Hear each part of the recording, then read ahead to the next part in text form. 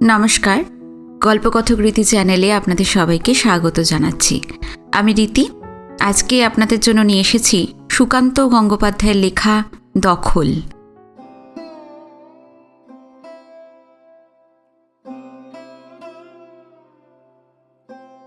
ছানার জলের রঙের ভোর। শৈলজা দাওয়ায় বসে আছেন। খানিক আগেই রোজকার মতো ঘুম অলস পায়ে ছেলে বিনয়েন্দ্র উঠোন ধরে গেল খড়গাদার পিছনে। প্রস্রাব করে ফিরবে। শৈলজার ঘুম কমতে কমতে এখন তলানিতে ঠেকেছে। অন্ধকার থাকতেই এসে বসেন বাইরে। 85 বছরের সঙ্গে যোগ হয় আর একটা দিন। নাতনির বিয়েটা মনে হচ্ছে দেখে যেতে পারবেন। শরীরটা বসে আছে এখনো। গত 15-16 বছর ধরে পার্বণ অনুষ্ঠানের আগে মৃত্যু ভয় বড্ড কাবু করে ফেলে তাকে। আর ঠিক 40 দিন পর বিয়ে। জীবনের কোনো সকাল্লাদ অপূর্ণ রইল না আর। বিনয়েন্দ্র ফিরে আসছে। একটু উঁচু করে ধরেছে ধুতি। খালি গা, আবছা আলোতেও ধপধপ করছে গায়ের রং। অবিকল ও ঠাকুরদা। কানে জড়ানো পৈতেটা এখনো নামায়নি। শৈলজা জানতে চান, দেখলো? বিনয়েন্দ্র মায়ের দিকে তাকিয়ে বোঝাপড়ার হাসি হাসে। বলে, দেখলি। তা মন মেজাজ কিরকম? বিনয়েন্দ্র নিজের শোয়ার ঘরের দাওয়ার দিকে যেতে যেতে বললে, বেশ ফুরফুরে লাগল্লা। শৈলজা আশ্বস্ত হন। বাড়িতে বিয়ের মতো একটা শুভ কাজ এগিয়ে আসছে। শ্বশুরমশাইয়ের মেজাজটা এই সময় ভালো থাকা খুব দরকার। নয়তো কখন কি অনিষ্ট করে বসেন। যদিও অনাসৃষ্টি তিনি সরাসরি করেন না। জমিজিরেত ছেড়ে কদিনের জন্য উধাও হয়ে যান। তার অনুপস্থিতিতে বৃষ্টি বাদলা বেশি বেশি হয়, পুকুর উপচে যায়, মাছ ভেসে যায়, পচে যায় ফসল, মাটির বাড়ির দুর্বল অংশটা হয়তো বসে গেল। উল্টোটাও হয়, খরা এলো, বীজতলায় বেড়ে নষ্ট হয়ে গেল ধান চারা, মাঠ ফুটি ফাটা, রোয়া গেল না ফসল। উনি টহলদারিতে না থাকলে কখন যে কি হবে বলা যায় না। এছাড়াও বাড়িতে অসুখ বিসুখ তো আছেই। শৈলজার তাই সবসময় চিন্তা, শ্বশুরমশাই আছেন তো আশেপাশে।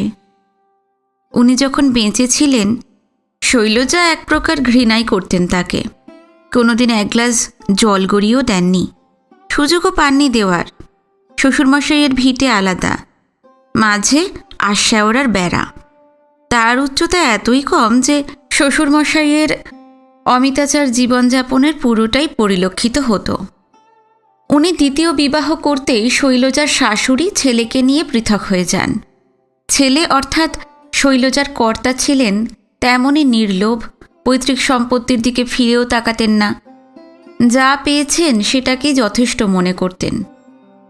তারপর তো কেলেঘাইয়ের খাল অনেকবার ভেসে গেল, শুকিয়ে খটখটে হয়ে গেল আরও যে কতবার, কোনো গোনাগুনতে নেই। শৈলজার বড় ছেলে বিনয়েন্দ্রের বুদ্ধি, কর্তব্যনিষ্ঠা, পরিশ্রমে আজ রাখালচন্দ্র মিশ্রর ভিটে এক হয়ে গেছে। সেই আশ্যাওড়ার বেড়া উঠে গেছে। এখন সিমেন্টের পিলার দেওয়া মাটির দোতলা বাড়ি, সারা রাত টুনি বাল্ব জ্বলে। ছোট ছেলের ছেলে বিল্টুর শখ। বিনয়েন্দ্র শুধু ভিটে এক করেনি, জমি জিরেত বাড়িয়েছে অনেক। শৈলজার কর্তা সমাজের বিবেচনায় অপদার্থ মানুষ। বাপের থেকে পাওয়া জমি জমা যতটুকু যা পেয়েছিলেন ধরে রাখতে পারেননি। নানান খেয়ালে খুঁইয়েছিলেন। বহুদিন পর্যন্ত হাঁড়ির হাল গেছে শৈলজার সংসারে। রোজগারের উৎস একটাই, গ্রাম মন্দিরে কর্তার সেবায়িতের কাজ। শ্বশুরমশাই বরাদ্দ করে দিয়ে গিয়েছিলেন। একমাত্র ছেলের স্বভাব ধরন বুঝতেন ভালো মতোই। বলতেন, তোর দ্বারা তো কোনো কাজ হবার নাই, পুরোহিতগিরি কর। ওই কাজটা এখন শৈলজার ছোট ছেলে রথীন্দ্র করে। সে বাপের ধারাই পেয়েছে।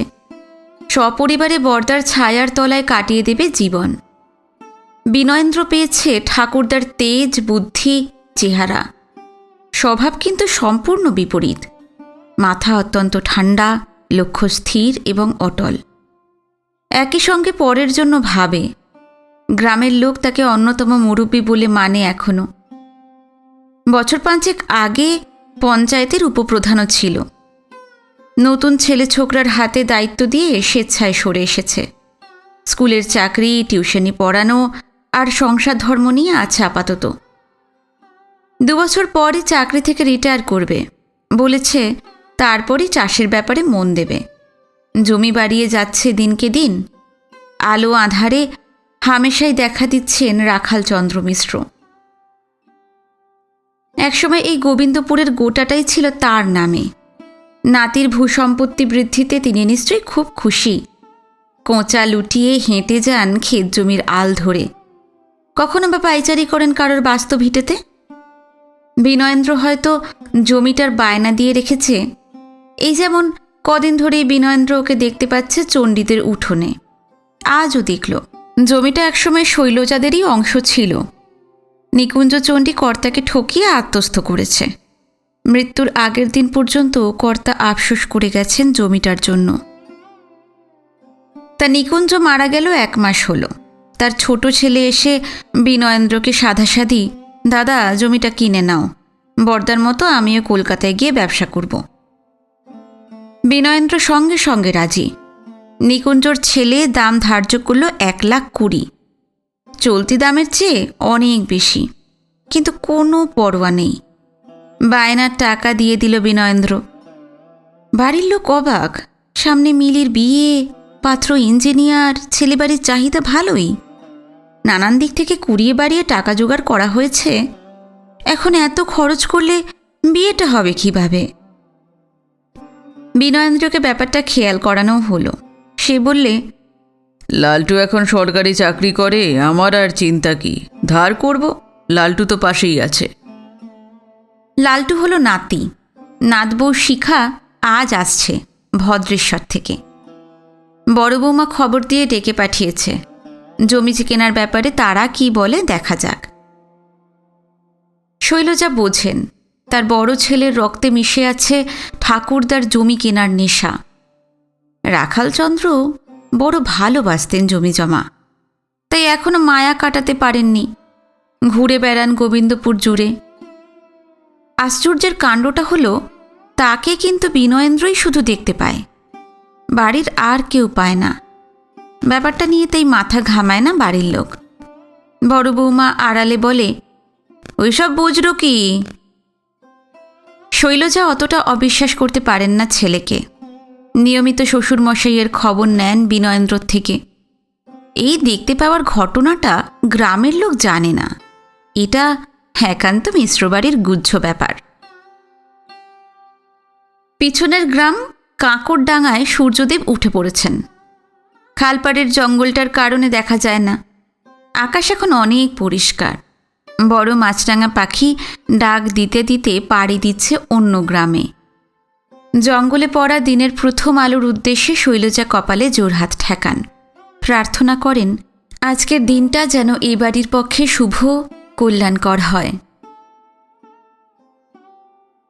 বিকট হর্ন দিতে দিতে বাসটা দহিজুড়ি মোড়ে এসে থামল। কন্ডাক্টর প্যাসেঞ্জার ডাকছে। এগরা, কাঁথি, দীঘা। সুরঞ্জন বাস থেকে নেমেই ছুটল ট্রেকারের দিকে। শিখার জন্য জায়গা রাখতে হবে। 2টি মেয়ে সমেত 6 জন যাত্রী অবলীলায় সুরঞ্জনকে দৌড়ে হারিয়ে পৌঁছে গেল ট্রেকারের কাছে। জায়গা অবশ্য পেল সুরঞ্জন, সামনের দিকে হলো না। ট্রেকারের পিছনের সিট। গাড়ি লাফাবে আর শিখার কষ্ট হবে। সিটে ব্যাগ রুমাল দিয়ে 2টো জায়গা নির্দিষ্ট করে সুরঞ্জন বাসের দিকে তাকায়। শিখা নেমে এসেছে, হাসছে, আঁচল কুঁজছে কোমরে। শিখার হাসির উত্তরে সুরঞ্জনও হাসে। শিখা আসলে মজা পেয়েছে সুরঞ্জনের এইভাবে সিট দখলের হুটোপাটিতে। দেশের বাড়ির এরকম অনেক ব্যাপারেই শিখা নির্মল আমোদ উপভোগ করে। ও যে আদ্যন্ত শহরের মেয়ে। ট্রেকারের কাছে এসে হাসি মুখে কটাক্ষ করে শিখা, এত দৌড়ে এই? সবই প্র্যাকটিসের ব্যাপার, বুঝলে? নাও এবার উঠে পড়ো। মৌমাছির মতো ট্রেকারটিকে ঘিরে ফেলেছে প্যাসেঞ্জার। শিখা পাদানিতে উঠতে যাবে, কে যেন ডেকে উঠল, ও বৌদিদি, উঠোনি উঠোনি, আরে ও লালটু, আমি আইসি, মাস্টার বাবু পাঠাই দিছন।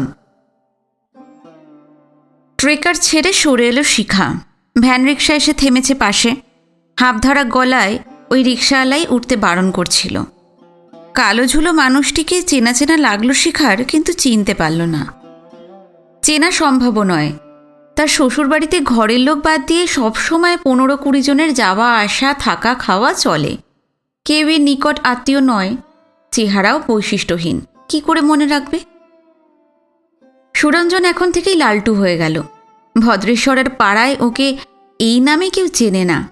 বিষম উৎসাহ উজ্জ্বল মুখ নিয়ে সুরঞ্জন ব্যাগ তুলে নিল সিট থেকে, বলল, চলে এসো শিখা, এই তো বাবা গাড়ি পাঠিয়ে দিয়েছে। শ্বশুরমশাই এই নিয়ে 2 বার ভ্যান রিক্সা পাঠালেন। বিয়ের পর প্রথম যখন শিখা এসেছিল শ্বশুরবাড়িতে তখন, আর এবার। রিক্সা সহজে পাওয়া যায় না, এতে মালপত্র বওয়ার কাজই বেশি হয়। প্রথমবার রিক্সায় ওঠার পর সুরঞ্জন বলেছিল, এইখান থেকেই আধ ঘন্টা দিয়ে নাও, নয়তো গ্রামের লোকের চোখে লাগবে। নতুন বউ বলে কথা, বাড়িতে গিয়ে খুলে ফেলো, ওখানে এইসব কেউ মাইন্ড করে না। শিখা মেনেছিল রীতি। ভালোই লেগেছিল ব্যাপারটা। ওদের গ্রামে ঢোকার মুখে গৃহস্থের উঠোন থেকে ভেসে এসেছিল উলুধ্বনি। শিখার গায়ে কাঁটা দিয়ে উঠেছিল। দহিজুড়ি থেকে ধুলাইয়ার মোড় 4 কিলোমিটার রাস্তা। ট্রেকারে যেতে হয়। প্যাসেঞ্জারের চাপে দমবন্ধ হয়ে আসে শিখার। ধুলাইয়ার মোড়ে নেমে পায়ে হেঁটে আরও 1.5 কিলোমিটার দূরত্বে শ্বশুরবাড়ি। গ্রামের শেষ বাড়ি সেটা।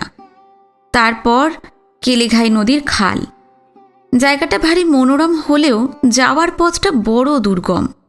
প্রথমে তো ট্রেনেই লাগে 3.5 ঘন্টা, তারপর বাস, ট্রেকার, হাঁটা। এখানে আসার কথা উঠলেই গায়ে জ্বর এসে যায় শিখার। বাস থেকে নামার পর আজকের জার্নিটা যথেষ্ট আরামদায়ক হবে। এই যে বসল, নামবে শ্বশুরবাড়ির উঠোনে। ধুলাইয়ার মোড় পর্যন্ত রাস্তা পাকা। দুধারে আকাশমণি, ইউক্যালিপটাস। গাছের ফাঁক দিয়ে দেখা যায় দিগন্তলীন ক্ষেত, গ্রামরেখা। সুরঞ্জন মাসে 2 মাসে একবার আসে। বিয়ের পর 2 বছরে শিখা এ নিয়ে 4 বার আসছে। শিখার কম আসাতে শ্বশুরবাড়ির কারোর কোনো কিন্তু অনুযোগ নেই। এরাই বরং মাঝে মধ্যে শিখাদের ভদ্রেশ্বরের ভাড়া বাড়িতে গিয়ে থাকে। সুরঞ্জনের মা, বোন, কাকিমা, কাকা, খুড়তুতো ভাই, ভাই বউ, এমনকি ঠাকুমাও একবার গিয়ে 15 দিন থেকে এসেছিলেন। সুরঞ্জনের বাবা কখনো যাননি, বিয়ের সময়ও ছিলেন না। সেটা কোনো বিরাগ থেকে নয়, দেশের বাড়ি অন্যের দায়িত্বে রেখে যেতে চান না। সুরঞ্জনের বাবার কোনো গোঁড়ামি নেই। শিখা অব্রাহ্মণ, কিন্তু আপত্তি জানাননি তিনি। বাড়ির কারুর ব্যবহারেই কোনো তাচ্ছিল্য প্রকাশ পায় না। প্রেম এবং রেজিস্ট্রি ম্যারেজ করেছে শিখারা। শ্বশুরমশাই মেনে নিয়েছেন সব। আক্ষেপ একটাই, ছেলের বিয়েতে গ্রামের লোককে খাওয়াতে পারলাম না। সেটাই এবার পুষিয়ে নেবেন মেয়ের বিয়েতে। দুপুরে খাবে 1500, রাতে 150 বরযাত্রী এবং প্রতিবেশী বাড়ির লোক মিলিয়ে 300। এছাড়াও আছে দান সামগ্রী, বিয়ের আনুষঙ্গিক ব্যয়, যার অর্ধেকের বেশি যোগাতে হচ্ছে ছেলেকে, আসলে শিখাকে। সুরঞ্জন স্কুলের চাকরিটা পেয়েছে মাত্র 6 মাস হলো। তার আগের রোজগার বলতে টিউশনি, তাও 1000-2 টাকার। শিখার চাকরির ওপর নির্ভর করেই ওদের বিয়ে। বয়স হয়ে যাচ্ছিল শিখার। সুরঞ্জনের চাকরি হওয়াতে শিখা সবে সুখের দিনের গন্ধ পেতে শুরু করেছিল। ছোট থেকেই অভাব ঘুরঘুর করছে চারপাশে। নিজের চাকরি পাওয়ার পর অনেক দিন বাপের বাড়ির সংসার টেনেছে। এখন আর ও বাড়ি নিয়ে ভাবতে হয় না, ভাইয়েরা দাঁড়িয়ে গেছে। শিখা এখন ফ্ল্যাট কেনার কথা ভাবছিল। 2-4টে দেখেও রেখেছে। সন্তান এবার না নিলেই নয়, বয়সটাই তো অন্তরায় হয়ে দাঁড়াবে। এই এমনই সময় ননদের বিয়ে ঠিক হয়ে গেল। দেখাশোনা অনেক দিন ধরেই চলছিল। মিলিটা আসলে বড্ড রোগা, তাই পাত্রপক্ষর পছন্দ হচ্ছিল না, কিন্তু চোখ মুখ বেশ ভালো। রোগাটা মেকআপ দিতে গিয়ে উপযুক্ত পাত্রর জন্য প্রচুর খরচ বেড়ে গেল। পাত্র বিদেশি ফোন কোম্পানির ইঞ্জিনিয়ার। মেদিনীপুর টাউনে 35 দোতলা বাড়ি। ওরা মিলিকে পছন্দ করে যাওয়ায় শিখা বেশ অবাকই হয়েছিল। ক্যাশ কিছু ডিমান্ড করেনি। সুরঞ্জন শিখা গেল দেওয়া থোয়ার ব্যাপারটা বুঝতে। দেশের বাড়ি থেকে গেল সুরঞ্জনের বাবা আর কাকা। দান সামগ্রীর চাহিদা শুনে শিখার চোখ কপালে উঠেছিল। বক্স খাট, সোফা সেট, ড্রেসিং টেবিল, আলনা সব নাকি সেগুন কাঠের দিতে হবে। আলমারি, প্রণামীর 30টা শাড়ি একেবারে চাই এ ক্লাস, আর 15 ভরি সোনা। শুনতে শুনতে গলা শুকিয়ে গিয়েছিল শিখার। সুরঞ্জনের বাবা সমস্ত ডিমান্ড অবলীলায় মেনে নিলেন। পাত্রর বাড়ি থেকে বেরিয়ে শিখা সুরঞ্জনকে বলেছিল, হেই বাবাকে আটকাও, তুমি জানো এখন 1 ভরি সোনার দাম কত? বাসস্ট্যান্ডে দাঁড়িয়ে সুরঞ্জন শ্বশুরমশাইকে বলেছিল, বাবা, এর আগে যে স্কুল মাস্টার পাত্রকে আমরা ক্যান্সেল করলাম তারা তো বাইক আর 20,000ই ক্যাশ চেয়েছিল। হিসেব মতো এই ছেলেটির থেকে বেশ কম। তখন তো তুমি ক্যান্সেল করে দিলে, এর বেলায় রাজি হচ্ছ কেন? 15 ভরি সোনাটা টু মাচ। শ্বশুরমশাই বলেছিলেন, ইঞ্জিনিয়ার পাত্রর তুলনায় কিন্তু কম। মাস্টার পাত্র থাকে গণ্ডগ্রামে আর মাটির বাড়ি। দীঘার বাস এসে গিয়েছিল। বাবা উঠে গেলেন, কাকাও সঙ্গে গেলেন। শিখারা রিক্সা ধরেছিল স্টেশনে যাওয়ার জন্য। ফিরবে হাওড়া হয়ে ভদ্রেশ্বরে। সোনার ব্যাপারটা নিয়ে অবশ্য পরেই লড়ে গিয়েছিল সুরঞ্জন। পাত্রের বাড়িতে ফোন করে 6 ভরি কমিয়েছে। ওরা আরও 50 জন বরযাত্রী বাড়িয়েছে এবং বলেছে খাওয়াটা যেন স্ট্যান্ডার্ড হয়। কতটা কি সাশ্রয় হলো এখনও বোঝা যাচ্ছে না। এরপর আবার গোদের ওপর বিস্ফোরা। সুরঞ্জনের মা খবর পাঠিয়েছেন এই সময় শ্বশুরমশাই কোন একটা জমি কিনতে যাচ্ছেন। তার মানে ঘাটতি পোষাতে হবে শিখাদেরই, যা একেবারেই সম্ভব নয়। এইসব নিয়ে আজ শ্বশুরমশাইয়ের সঙ্গে কথা বলবে শিখা। আসলে বলা উচিত সুরঞ্জনের। সে বলেছে, বাবাকে বোঝানো আমার পক্ষে কঠিন। বিয়ের আড়ম্বর, 3টে গ্রামের লোক খাওয়ানোর ইচ্ছে এমন আগ্রহ ভরে ব্যক্ত করবে, আমিও আবেগতাড়িত হয়ে পড়ব। কেননা আমাদের পারিবারিক ইতিহাস, নিজেদের দেশগ্রামের সঙ্গে আমাদের অস্তিত্ব ভয়ঙ্করভাবেই জড়িয়ে আছে। কিন্তু তুমি যেহেতু বাইরের, বাবার সঙ্গে লজিক্যাল আর্গুমেন্টে যেতে পারবে। অগত্যা শিখা সেটাই মেনে নিয়েছে। খরচ কমাতে না পারলে আবার তাকে লোন করতে হবে। অলরেডি গয়নার জন্য 1.5 লাখ হয়ে গেছে।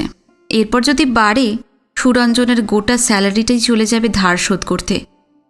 ফ্ল্যাটের স্বপ্ন আগামী 10 বছরের জন্য ভুলতে হবে শিখাদের। ওই দেখো শিখা, দারোগা পুকুর। সুরঞ্জন আঙুল তুলেছে। শিখা তাকায়। রাস্তা থেকে খুব দূরে নয়, কাছেই। পুকুর না বলে দিঘি বলাই ভালো। দারোগা পুকুরের কথা বাসে আসার সময় শুনেছে শিখা। গল্পের ছলে শ্বশুরমশাইয়ের বিষয় সম্পত্তির খোঁজ নিচ্ছিল। আগে জানার প্রয়োজন পড়েনি। মিলির বিয়ের বেশিরভাগ দায় ঘাড়ে এসে পড়ার কারণেই এইসব জানতে চাওয়া। তা নকশাল আমলে এক পুলিশ অফিসারকে খুন করে ওই পুকুরেই ফেলা হয়েছিল। সেই থেকেই নাম দারোগা পুকুর। অঘটনের পরেই মালিক ওই পুকুর সংলগ্ন বিঘে 5 জমি বিক্রি করে দেশান্তরিত হতে চায়। জমি কিনতে আসে ভিন গাঁয়ের অর্থবান লোক। গ্রামের মানুষ খুব চিন্তায় পড়ে যায়। ধান চাষ, মাছ চাষের জন্য ওই পুকুরের জলই তখন সম্বল। বাইরের লোক কিনে নিলে ব্যবহার করতে দেবে না। তখনকার দিনে তো এত পাম্পের চল হয়নি।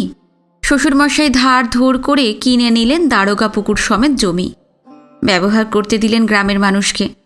সেই ধার শোধ হতে 20 বছর সময় লেগেছিল। এখন অবশ্যই চাষিরা পুকুরের ওপর আগের মতো ডিপেন্ড করে না। জলের যোগান মেটানোর জন্য শ্যালো পাম্প ব্যবহার করে। সুরঞ্জন বাবার পরোপকারী স্বভাবটা বোঝাতেই ঘটনাটা বলেছিল। দিঘিটা ক্রমশ পিছিয়ে যেতে যেতে একেবারে চোখের বাইরে চলে যাওয়ার পর শিখা বলে, তোমাদের বাড়ি তো এখান থেকে অনেক দূর। বাবা এদিককার জমিগুলো বিক্রি কেন করে দিচ্ছেন না? এত দূর এসে চাষের কাজ দেখা তো সম্ভব নয়। সুরঞ্জন হাসছে। দেশের বাড়ির হাওয়ায় আহ্লাদে লুটোপুটি খাচ্ছে ওর মাথার চুল। বলে, তাহলে তো হয়েই যেত। রাস্তার ধারে এই জমির দাম এখন তুঙ্গে। চাষের কারণে নয়, দোকানপাটের জন্য লোকে কিনবে। একটু থেমে রিক্সা চালকের কাছে জানতে চায় সুরঞ্জন, আচ্ছা দশরথ কাকা, এই রাস্তার ধারে এখানকার জমির দাম কেমন হবে এখন? তা ধরো গিয়ে ওই ডেসিমেল প্রতি 1.5-2। শিখার ভ্রু জোড়া ঘনিষ্ঠ হয়। সুরঞ্জনকে জিজ্ঞেস করে, এই ডেসিমেল বস্তুটি কি? একরের ভগ্নাংশ। 1 ডেসিমেল 1.5 কাঠার একটু কম বেশি। এইসব গ্রামের হিসাব। 1.5-2 কি মানে লাখের কথা বলল? এত দামি জমি অথচ আয় সামান্যই। ব্যাংক ইন্টারেস্টের অর্ধেকও ওঠে না। ওই যে দেখছো দূরে ওই সোনাঝুরি গাছের ঘেরা জায়গাটা, ওটাও আমাদের। এইরকম বহু জমি আছে এদিকে ওদিকে। চাষ দেখে না কোনোটারই। বাড়ির লাগোয়া জমিরও না। চাষিদের লিজে দেওয়া আছে, বর্গা হয়ে যাওয়ার ভয় প্রতি বছর চাষের লোক বদলে দেয়। তাই এইসব বর্গা টর্গা বোঝে না শিখা। মূল কথায় আসতে চায়, বলে, তা এত জমি রেখে লাভটা কি হচ্ছে যদি ব্যাংকে সুদই না ওঠে? জমি কেনাটা আসলে বাবার একটা অদ্ভুত ঝোঁক। সব সময় খোঁজ নিয়ে বেড়াচ্ছে কোথায় কে কী জমি বেচছে। লাভের আশায় বাবা জমি কেনে না, এটা নেশা। এই ব্যাপারে নিজের ঠাকুরদার সঙ্গে বাবার খুব মিল। সেই তো তোমার ঠাকুরদার বাবার 3টে বিয়ে, 2টো কেপ্ট ছিল। বাবা তো... আচ্ছা কি হচ্ছে কি? শিখার কথায় বাধা দেয় সুরঞ্জন। চোখের ইশারায় রিক্সা চালক দশরথ কাকাকে দেখায়, অর্থাৎ একজন শুনছে। শিখা চাপা গলায় চোখ মোটকে বলে, শোনো, সবচেয়ে খারাপটা ইংরেজিতেই বলেছি। তাতে আরও বুঝবে। খারাপ ইংরাজিটা গ্রামে আগে ঢোকে। শিখা চুপ করে যায়। আশেপাশের মাঠ, জঙ্গল, জলায় চোখ রাখে। রোদ উঠে গেছে ভালোই, মিষ্টি হাওয়াটার কারণে তেমন আর কষ্ট হচ্ছে না। নিজেদের জমি থেকে উঠে আসা হাওয়া আলাদা কি কোনো আরাম দেয়? তাহলে কেন কোনো লাভ ছাড়াই জমিগুলো কিনে রাখছেন সুরঞ্জনের বাবা? শিখা টের পায় তার মনের ভিতর পরিচিত সেই জেদ ধীরে ধীরে সংকল্পে পরিণত হচ্ছে। যে জেদের জোরে শত আর্থিক কষ্টেও সে কমার্সে মাস্টার্স করেছে, চাকরি পেয়েছে বিদেশি ব্যাংকে, বোনের বিয়ে দিয়েছে, ভালোবেসে বিয়ে করেছে বেকার সুরঞ্জনকে। সেই প্রত্যয় সম্বল করেই আজ বসবে শ্বশুরমশাইয়ের সামনে। এদিকে ছেলে বৌমা আসবে বলে নাম ডেকে আগেভাগে মিড ডে মিল খাইয়ে স্কুল ছুটি দিয়েছেন বিনয়েন্দ্র। প্রাইমারি স্কুলটা বাড়ি থেকে হাঁটা পথে 3 মিনিট। স্টাফ সাকল্যে 3 জন, 2 জন শিক্ষক, 1 জন বেয়ারা, আর বিনয়েন্দ্রই হেড স্যার। বাড়ির সকলেরই দুপুরের খাওয়া হয়ে গেছে। দাওয়ার টেবিল চেয়ারে বিনয়েন্দ্র, বাকিরা ইতস্তত দাঁড়িয়ে এবং বেঞ্চ তক্তপোষে বসেছে। সকাল বিকাল এখানেই টিউশন পড়ান বিনয়েন্দ্র। বিকেলে পড়ানো শেষ হলে গ্রামের চাষিবাসীরা আসে, গল্প, আড্ডা, চা, বিস্কুট চলে। গ্রামঘরের সমস্ত খবরাখবর পান, নানান পরামর্শ দেন প্রয়োজনে। রাত 9টা-10টা অবধি দাওয়া গমগম করে। কিন্তু আজ দুপুরের পরিবেশটা থমথমে। মিলির বিয়ে নিয়ে কথা হবে, এটা একটা পারিবারিক মিটিং। অন্য সময় এই ধরনের জমায়েতে বিনয়েন্দ্র একাই কথা বলেন, বাকিরা সায় দেয় অথবা নীরব থাকে।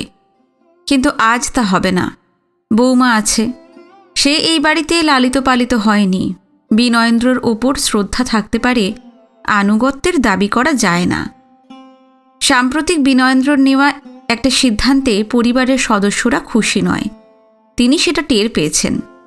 ছেলে বৌমার হঠাৎ আগমনের হেতুও সেটাই। ছোট ভাই রথীন্দ্র যথারীতি এটা সেটা বলে পরিস্থিতিটাকে নির্ভর করার চেষ্টা চালাচ্ছে। দাদার মাথার উপর আলাদা কোনো চাপ পড়ুক সে চায় না। সপরিবারে দাদার গলগ্রহ হয়ে আছে যে, দাদার ছায়াটাকেই সবচেয়ে নিরাপদ আশ্রয় বলে মনে করে। বিয়ে সংক্রান্ত সে কথা বলছে এখন। বুঝলি লালটু, একটা বৃষ্টি হয়ে গেলে খুব মুশকিল হয়ে যাবে। মোড়াম ফেলতে হবে আমাদের গলিটায়, বাকি রাস্তায় গ্রাম কমিটিকে বলবো ফেলতে। বিনয়েন্দ্র মিশ্রর বাড়িতে বিয়ে, কথা অমান্য তো করতে পারবে না ওরা। আর শোন, দুপুরে কিন্তু ফ্রাইড রাইস থাকছে। গ্রামের বেশিরভাগ লোক কোনোদিন খায়নি। ওরা বলছে আমরা না করলে হয়তো ওদের আর ফ্রাইড রাইস খাওয়াই হবে না। বাবা, বৌমার গলা। রথীন্দ্র থেমে গেল। নড়ে চড়ে বসে গাছপালায় চোখ রেখে বিনয়েন্দ্র বললেন, হ্যাঁ, চণ্ডীদের জমিটা কি এখন না কিনলেই নয়? সামনে এত বড় খরচ, হিসেব যা দাঁড়াচ্ছে 4 লাখ ছাড়িয়ে যাবে তো। প্রসঙ্গটা যে উঠবে বিনয়েন্দ্র জানতেন, উত্তর তার সাজানোই আছে। তিনি বলতে থাকেন, এখন যদি না কেনা হয় ও জমি তো পড়ে থাকবে না, কেউ না কেউ কিনে নেবে। আর ওটা একসময় আমার বাবার ছিল। দয়াল বর্মন একটা লরিকে ভাড়া খাটিয়ে বছর ঘুরতে আর একটা কিনে ফেলল। বাবা ঠিক করলো লরির ব্যবসায় নামবে।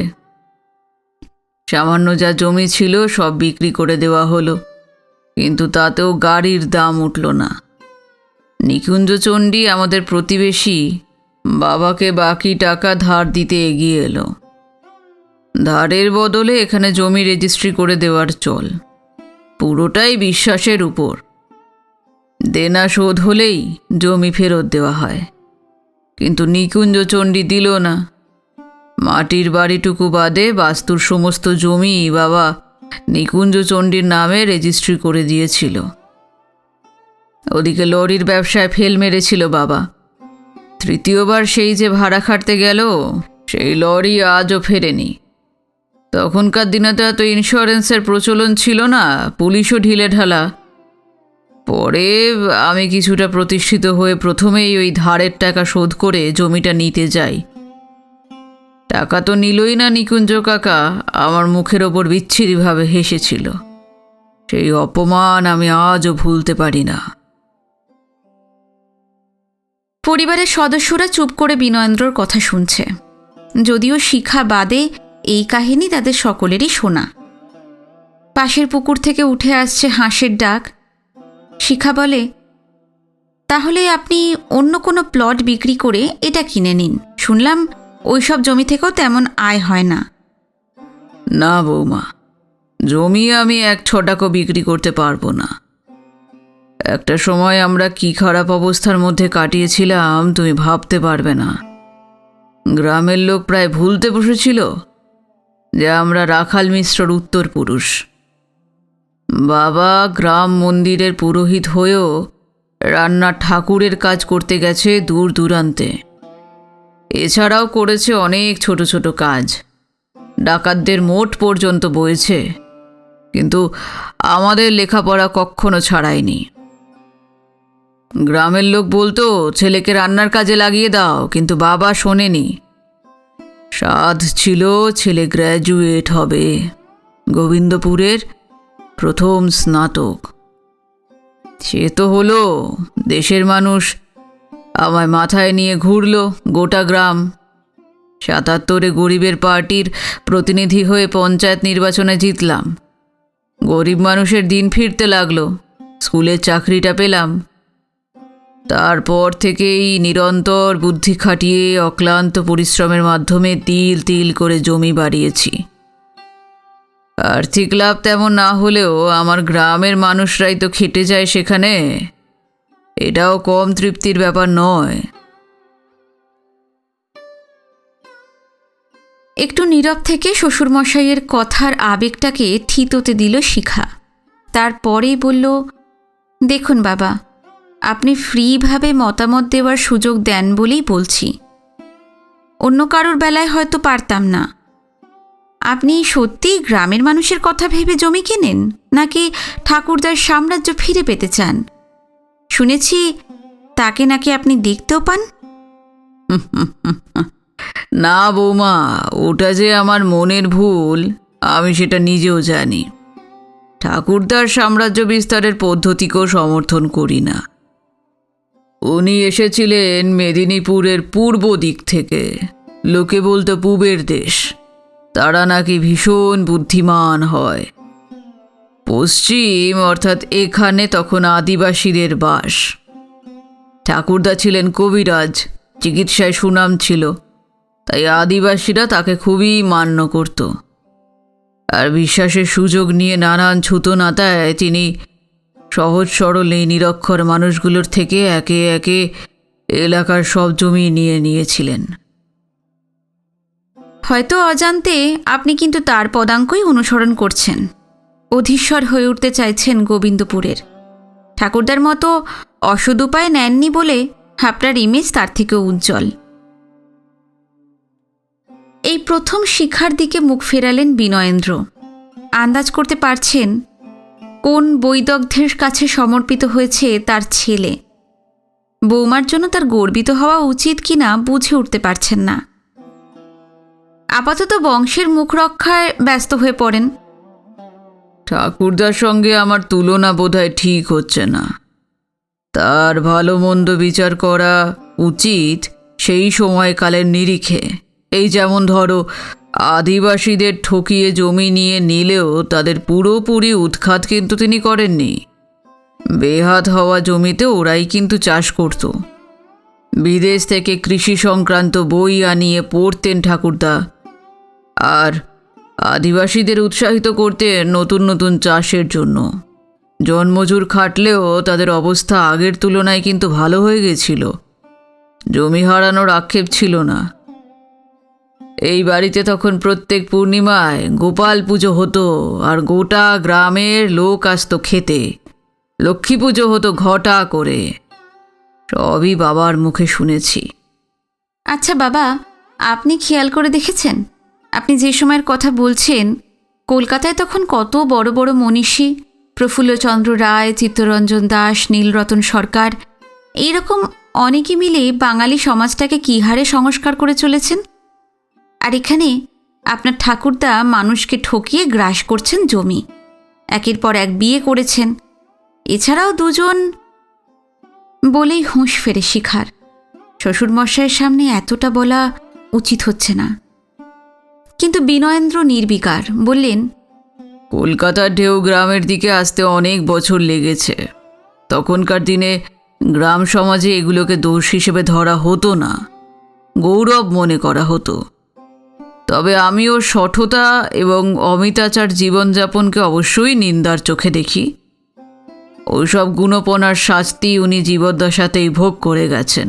শেষ দিকে জমি বিক্রি করে খেতেন। আমি ওর সমকক্ষ হতে চাই না, কোনোদিন পারবও না। শুধু এই গ্রামে মিশ্র পরিবারের যে লোকমান্যতা ছিল সেটা কিছুটা হলেও ফেরাতে আগ্রহী। সেটা শুধু জমির মাধ্যমে কেন বাবা, আর কোনোভাবে কি ফেরানো যায় না? এই যেমন ধরুন, মায়ের তো গয়না বলতে কিছুই নেই, মিলির জন্য 1.5 লাখ টাকার গয়নাই কিনতে হচ্ছে। জমির বদলে মা বা মিলির জন্য গয়না হলো না কেন? শিখা এইটুকু বলে থামল। দূর মাঠ থেকে ভেসে আসছে গরুর অসহায় হাম্বা ডাক। গলা নামিয়ে শিখা বিনয়ের সঙ্গে বলল, বাবা কিছু মনে করবেন না, একটা অপ্রিয় প্রসঙ্গ তুলতে বাধ্যই হচ্ছি। শুনেছিলাম মা যেহেতু শ্যামলা ফর্সাবাড়ির সুপুরুষের যোগ্য স্ত্রী হতে গা ভর্তি গয়না নিয়ে এসেছিলেন, সেগুলো যে গেল আর তো ফেরত এলো না।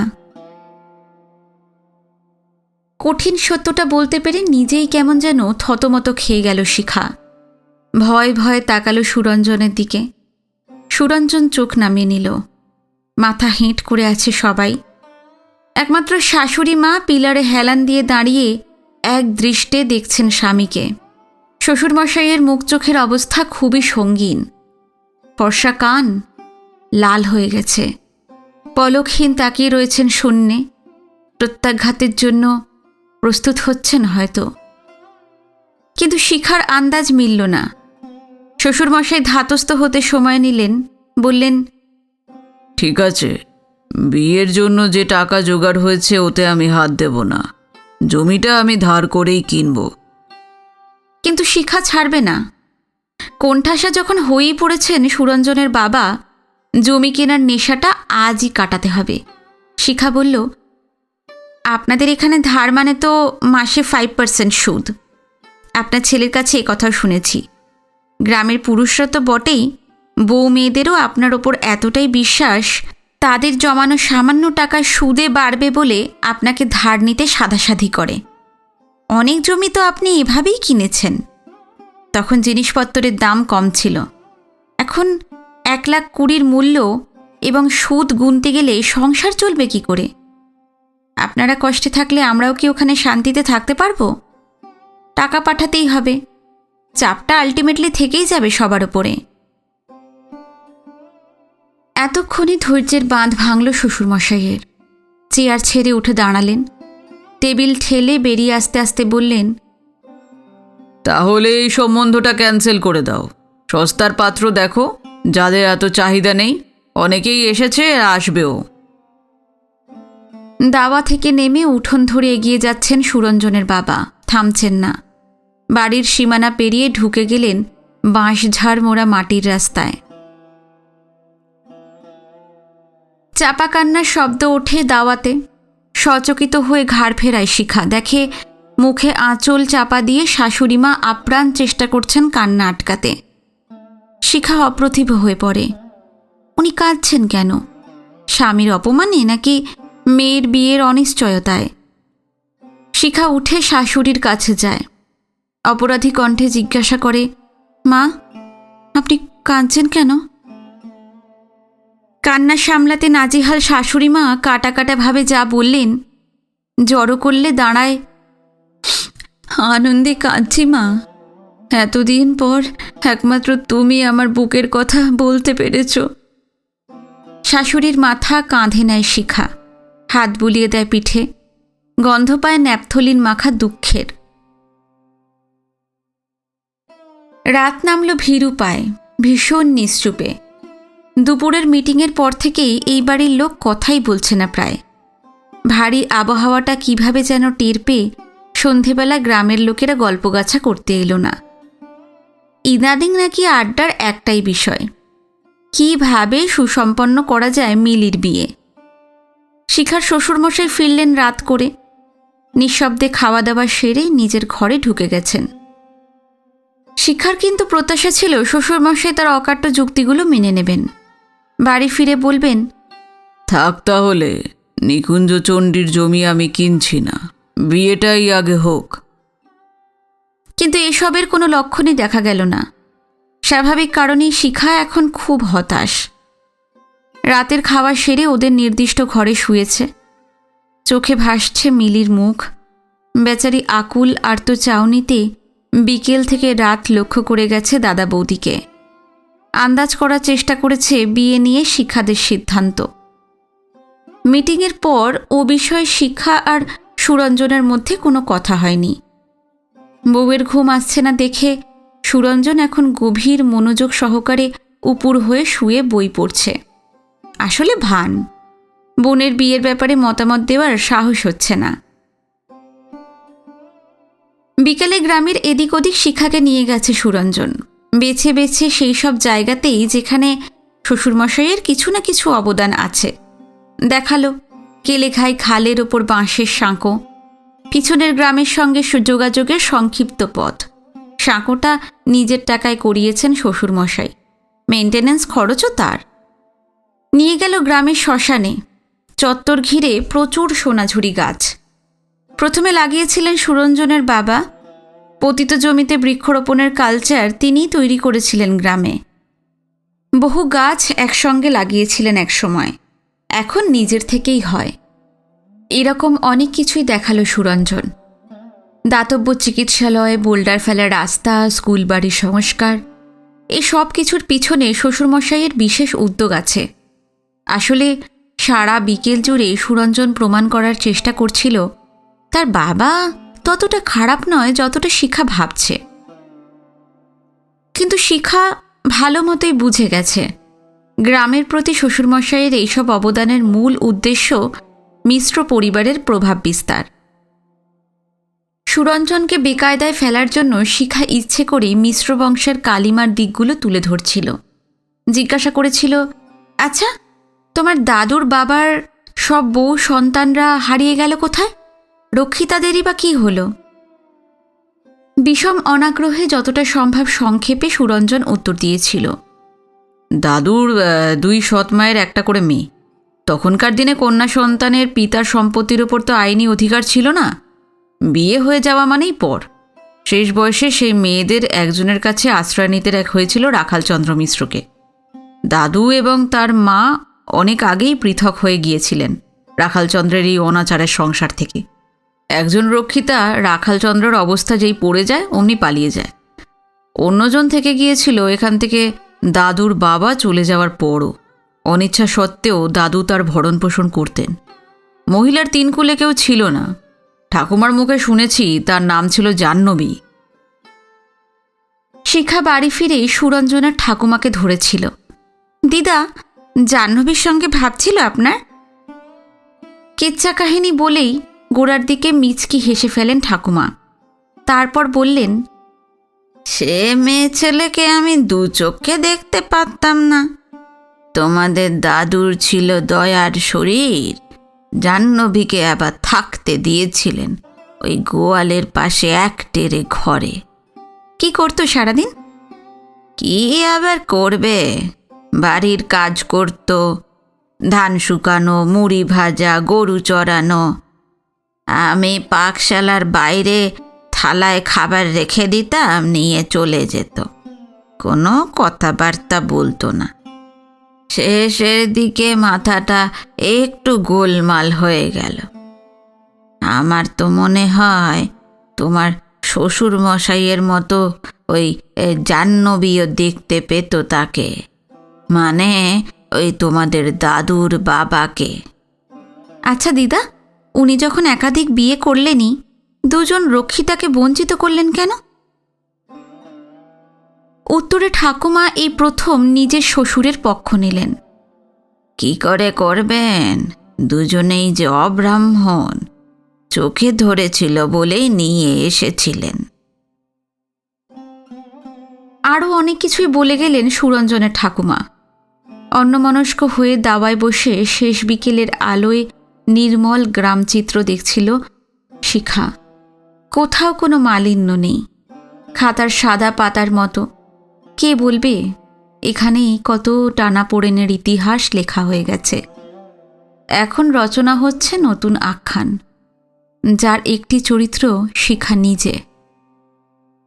কতটা গুরুত্বপূর্ণ সে চরিত্র তা অবশ্য জানে না। কি হলো, আজ কি সারা রাত জেগে কাটিয়ে দেবে? খানিকটা ঘোর লাগা গলায় শিখা জিজ্ঞেস করে, হ্যাঁ গো, এই জাহ্নবীর যখন যৌবন ছিল, সে তো এই ভিটের ওপরই একটা কোনো ঘরে রাখাল মিশ্রর সঙ্গে শুতো বলো। হ্যাঁ, তা তো হওয়ার কথা। এখানেই ছিল আমাদের পুরনো বাড়ি, তা হঠাৎ এই প্রশ্ন কেন? না, আমি ভাবছিলাম এই ঘরটাই সেই জায়গা নয় তো। শিখাটি কি মিন করতে চাইছে বুঝতে না পেরে সুরঞ্জন তাকিয়ে থাকে ওর মুখের দিকে। তবে ভাবনাটা যে শুভ নয় সেটা আন্দাজ করতে অসুবিধে হচ্ছে না। শিখা ফের বলে ওঠে, তখনকার দিনটাই ভালো ছিল, কি বলো? প্রচুর মৌজ মস্তি করে গেছে রাখালচন্দ্র মিশ্র, 5টা মহিলার। ওফ, তুমি ঘুমোবে? কাল সকালে আবার বেরোতে হবে কিন্তু। বউকে একটু আদর করার ইচ্ছে হয়েছিল সুরঞ্জনের, সেই আশায় এখন ছাই। বিছানা থেকে হাত বাড়িয়ে আলোর সুইচ অফ করে দেয় সুরঞ্জন। ভোর রাতে বৃষ্টি হয়ে গেল। ঘুম ভাঙতে দেরি হয়েছে শিখার। এখন দ্রুত হাতে ব্যাগ গোছাচ্ছে। চৌকাঠে এসে দাঁড়ালো মিলি। লতানে গাছের মতো ঠ্যাসান দিল পাল্লায়। এমনিতেই রোগা শরীর আরও যেন শীর্ণ লাগছে। সারা রাত হয়তো ভালো করে ঘুমোয়নি, দুশ্চিন্তা করে গেছে নিজের বিয়ে নিয়ে। কিরে, কিছু বলবি? আমি কিন্তু আর পাত্রপক্ষের সামনে বসতে পারবো না বৌদি, অনেক বসেছি, তুমি আমাকে এখান থেকে নিয়ে চলো। এরকম জেদে সুরে কথা বলে না মিলি। একটা মরিয়া ভাব আর তাড়াহুড়ো দেখা যাচ্ছে ওর মধ্যে। বারবার পাত্রপক্ষের সামনে দাঁড়ানোর অপমান থেকে কি পালাতে চাইছে মিলি? শিখা না নিয়ে গেলেও ও পালাবেই, তেমন বুঝলে হয়তো জীবন ফেলে রেখে। নিজের প্রতি এই গ্লানি থেকে ওকে বার করে আনতেই হবে। মিলির কাছে যায় শিখা, কাঁধে হাত রেখে বলে, আমি নিয়ে যেতেই পারি তোকে, সাধ্যমতো জীবনে প্রতিষ্ঠা করার চেষ্টা করব। মাঝপথে কিন্তু ফিরে আসতে পারবি না। মনে রাখিস, এখানে আসা মানেই আবার দাঁড়িপাল্লায় উঠে পড়া। কি করবি ভেবে দেখ। বৃষ্টি ভেজা উঠোনে এসে দাঁড়িয়েছে গোটা মিশ্র পরিবার। দশরথ এসে গেছে ভ্যান রিক্সা নিয়ে। কিছুক্ষণ অন্তর হর্ন বাজিয়ে তাড়া দিচ্ছে। এখন প্রণাম পর্ব চলছে। মিলি তার দাদা বৌদির সঙ্গে চলে যাচ্ছে। বাড়ির বউরা ঘোমটার আড়ালে লুকিয়েছে কষ্ট। পুরুষদের চেহারায় নিরুপায় ভাব। মেয়ে চলে যাচ্ছে, ভেস্তে দিচ্ছে পাকা হয়ে থাকা সম্বন্ধ। বিনয়েন্দ্র স্ত্রীর থেকে শুনেছেন। মিলিকে ব্যাগ গোছাতে দেখে ওর মা অবাক হয়ে জিজ্ঞাসা করেছিল, কিরে, তুই আবার কোথায় চললি? মেয়ে বলেছে, দাদা বৌদির ওখানে। আমার থেকে বাবার কাছে যখন জমি বড়, বাবা ওই নিয়েই থাক। ভাবতে বারণ করো আমার বিয়ে নিয়ে। বিনয়েন্দ্র স্ত্রীর মারফত সব শুনে নিরুত্তাপ ছিলেন। যা দেখে মিলির মা বারবার বলছিল, কি হলো, কিছু করো একটা, তুমি এত চুপচাপ কেন? মিলির মা লক্ষ্য করেনি। তখন চেয়ারে বসে থাকা বিনয়েন্দ্রর পা জোড়া টেবিলের তলায় কাঠের ওপর ঘন ঘন নড়ছিল। সেই অস্থিরতা এখনও রয়ে গেছে। ভিজে উঠোনে ঠিক মতন যেন দাঁড়াতে পারছেন না বিনয়েন্দ্র। যথাসম্ভব নিজেকে দৃঢ়বদ্ধ রেখেছেন। ছেলে বৌমা প্রণাম সেরে গেছে। মেয়ে আসছে। লালটু আর শিখার মতো চটি পড়ে নয়, গ্রামের রীতি মেনে খালি পায়ে গুরুজনদের প্রণাম করছে মিলি। বিনয়েন্দ্রকে প্রণাম করে সামনে আর দাঁড়ালো না, চলে যাচ্ছে। ভিজে মাটিতে ওর পায়ের ছাপ। বিনয়েন্দ্রর বুকটা খাঁ খাঁ করে ওঠে। এই প্রথম তাদের ভিটেতে লক্ষ্মীর পা বাইরের দিকে আঁকা হলো। তিনি আর দাঁড়িয়ে থাকতে পারলেন না। চোখের জলে ঝাপসা হয়ে যাচ্ছে মেয়ের পায়ের ছাপ।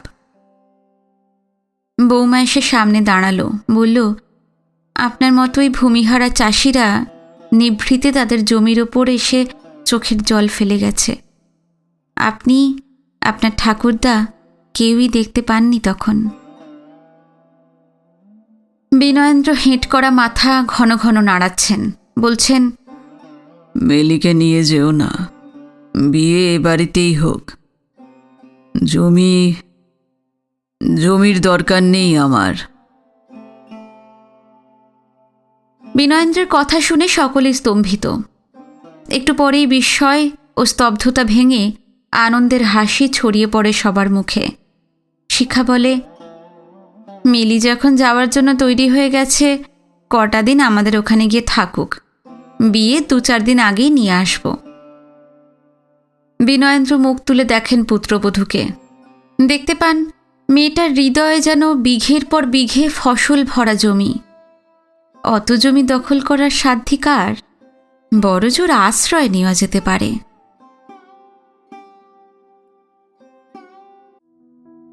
শেষ হল সুকান্ত গঙ্গোপাধ্যায়ের লেখা দখল।